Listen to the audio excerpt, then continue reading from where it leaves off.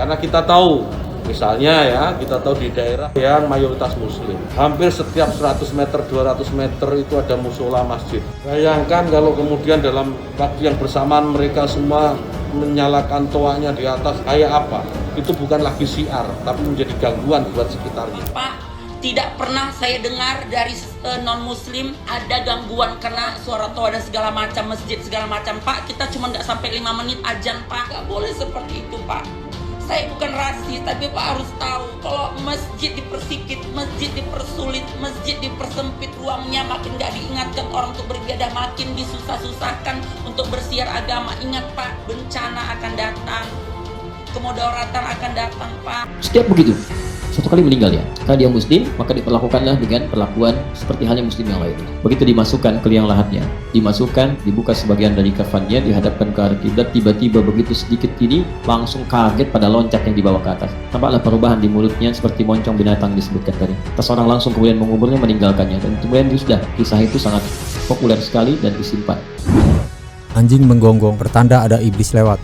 Berita yang diambil dari demokrasi.com. Polemik tentang SE menak Yakut Kholis tentang aturan pengeras suara adzan sampai menyamakan adzan dengan gonggongan anjing. Kini kasus dan masalah ini makin mendalam. Seperti menggaruk kudis, makin digaruk makin luka. Macam menggumpal benang, makin dikumpal makin kusut. Tetapi ini harus diatur tentu saja. Diatur bagaimana volume speakernya gitu. Toanya itu nggak boleh kenceng-kenceng, 100 desibel maksimal. Kalau memang yang dimaksud negara adalah membatasi suara adzan, mungkin itu harus diralat. Mungkin yang lainnya selain daripada adzan. Kalau adzan, jangan diganggu masalah adzan. Dan adzan tidak banyak, tidak lama tempo. Adzan nggak boleh ditawar. Adzan harus tinggi suaranya. Adzan harus kemana-mana. Kalau adzan harus dikumandangkan. Adzan yang dikumandangkan ini ada fikihnya lagi ya. Adzan awal waktu. Kalau ada yang terlambat itu jangan, itu ganggu orang, bikin orang pusing. Adzan awal waktu. Dikumandangkan ya Allah, karena apa? Adzan itu akan ditunggu oleh orang, ada yang pengen melakukan sholat lalu mau pergi atau apa. Adzan awal waktu. Spesial adzan untuk mengundang orang sholat itu disunahkan untuk sekuat-kuatnya suara, sejauh-jauhnya jangkauan, karena semua yang akan mendengar ini akan menjadi saksi nanti di akhirat. Aturan ini dibuat semata-mata hanya untuk membuat masyarakat kita semakin harmonis, meningkatkan manfaat dan mengurangi mafsadah. Jadi menambah manfaat dan mengurangi ketidakmanfaatan.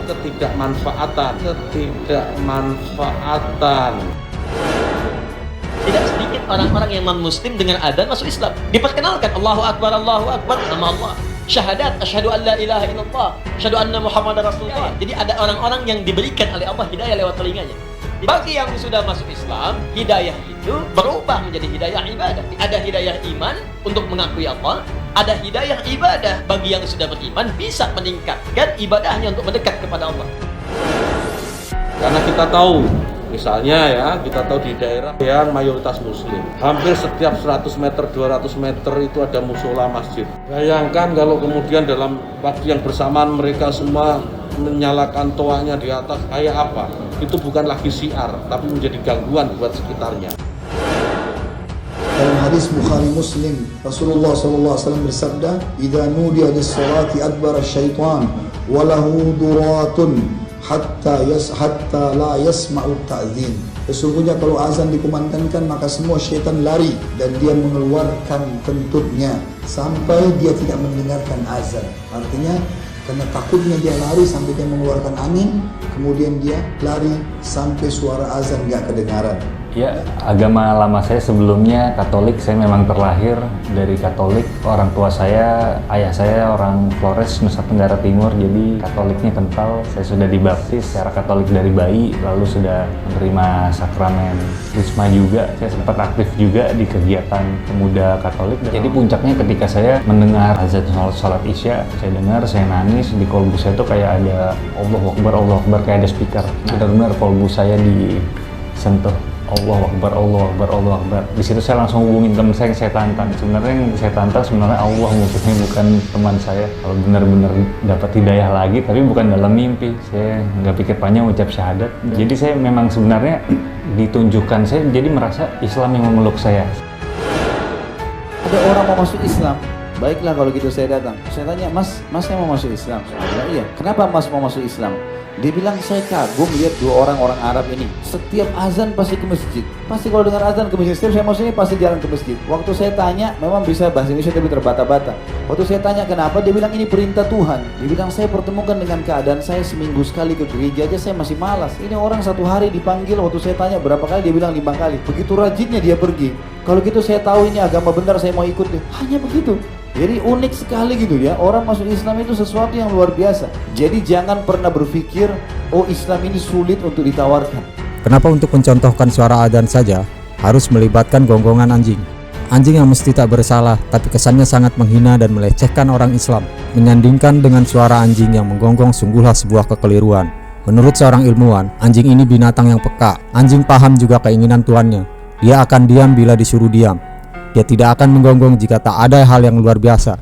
Jika ada yang aneh, baru dia menggonggong. Selain itu, anjing dapat mendengar frekuensi 2 kali lebih banyak daripada manusia. Mereka dapat menangkap suara yang jaraknya 4 kali lebih jauh dari yang dapat dideteksi manusia.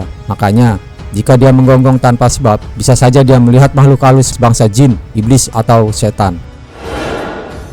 Kita bayangkan lagi, kita ini muslim, saya hidup di lingkungan non-muslim, ya. Kemudian rumah ibadah saudara-saudara kita non-muslim itu bunyikan toa sehari 5 kali dengan kenceng-kenceng secara bersamaan, itu rasanya bagaimana? Bagaimana mungkin toleransi bisa ditampilkan, bisa dikampanyekan, namun dalam saat yang sama kalimat yang ditampilkan, ilustrasi yang dihadirkan justru bukan sekedar kontraproduktif, tapi berpotensi menyakiti kepada bagian-bagian unsur tertentu dalam kehidupan berbangsa dan bernegara. Rasanya tidak pantas bila persoalan toa harus diilustrasikan dengan binatang tertentu atau hal-hal yang lain yang tidak sejalan, tidak senafas, bahkan tidak sampai kepada logika. Yang paling sederhana lagi, tetangga kita ini kalau kita hidup dalam satu komplek itu misalnya, kiri kanan depan belakang pelihara anjing semua, misalnya menggonggong dalam waktu yang bersamaan, kita ini terganggu enggak? Artinya apa? Bahwa suara-suara ini, apapun suara itu ya, ini harus kita atur supaya tidak menjadi gangguan. Tapi teman-teman, ini nyata, saya tidak mengarang cerita. Pernah ada orang yang kalau dengan adzan marah-marah luar biasa. Bukan cuma marah, tapi mengeluarkan kalimat yang tidak pantas. Apa ini suara ya, hewan lah yang tidak layak diucapkan, yang menggonggong dan sebagainya. Apa ini suara yang bersangkutan? Saya nggak berani menyebutkan. Bukan? Setiap begitu. Satu kali meninggal ya. Karena dia muslim, maka diperlakukanlah dengan perlakuan seperti halnya muslim yang lain. Begitu dimasukkan ke liang lahatnya, dibuka sebagian dari kafannya, dihadapkan ke arah kiblat, tiba-tiba begitu sedikit gini, langsung kaget pada loncat yang dibawa ke atas. Nampaklah perubahan di mulutnya seperti moncong binatang disebutkan tadi. Tas orang langsung kemudian menguburnya, meninggalkannya, dan kemudian sudah kisah itu sangat populer sekali dan disimpan. Ini Menteri Agama, Pak, Menteri Agama menyamakan azan kami sama seperti gonggongan anjing. Astagfirullahaladzim, Pak. Dari zaman dahulu, Pak, dari zaman masih Soeharto yang sampai menjadi hampir menjadi presiden seumur hidup, tidak pernah suara azan dipermasalahkan, Pak. Allahu Akbar. Mau jadi apa negara yang mayoritas muslim ini, kalau azan saja dicekal, azan saja harus ada pembatasan dan aturan-aturan yang tidak logika, Pak. Tidak pernah saya dengar dari non-muslim ada gangguan karena suara toa dan segala macam, masjid segala macam. Pak, kita cuma nggak sampai 5 menit azan, Pak. Nggak boleh seperti itu, Pak. Saya bukan rasis, tapi Pak harus tahu kalau masjid dipersikit, masjid dipersulit, masjid dipersempit, ruangnya makin nggak diingatkan orang untuk beribadah, makin disusah-susahkan untuk bersiar agama. Ingat, Pak, bencana akan datang, kemudaratan akan datang, Pak.